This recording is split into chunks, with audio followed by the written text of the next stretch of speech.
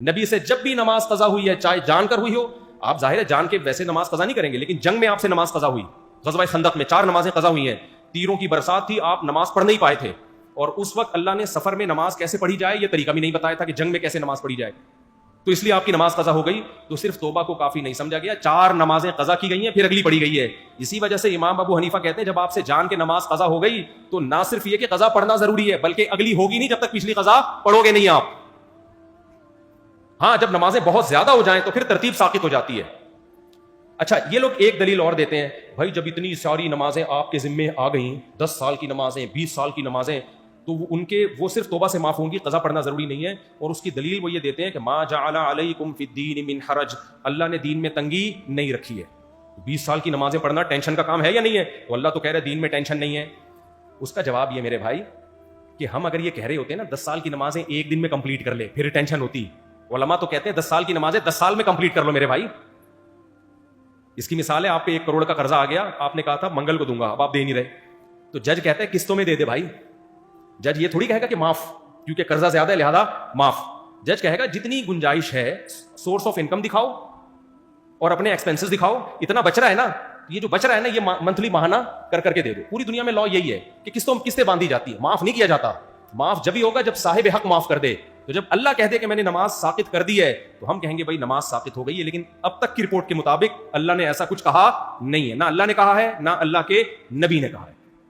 تو حرج جب ہوتا جب علماء یہ کہتے کہ ایک ہی دن میں ساری نمازیں پڑھی جائیں گی، ایک دن میں نہیں، 10 سال کی نمازیں آپ کتنے دن میں پڑھیں؟ 10 سال میں پڑھیں، ہر نماز کے ساتھ قضا کر لیں۔ سمجھتے ہو کہ نہیں سمجھتے ہو؟ چلو بھائی اگلا سوال۔ اچھا میرے ہاتھ میں گزارش ہے کہ ایک بندے کو بیماری کی وجہ سے ختنہ کرانے سے روکا گیا تو اس کی کمائی کا کیا حکم ہے؟ ہاں بھائی ختنے کا کمائی سے کوئی تعلق نہیں ہے۔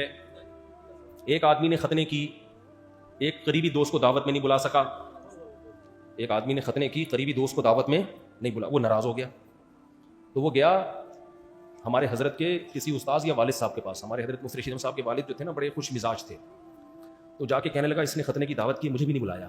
حضرت کے والد نے فرمایا اتنی سی بوٹی تھی کس کس کو کھلاتا میرے بھائی، اتنی سی بوٹی تھی کس کس کو کھلاتا، شکر کر نہیں بلایا۔ جی جی شادی کے لیے دعا۔ اچھا میرے بھائی جس کے ذمہ قضا نمازیں ہوں اور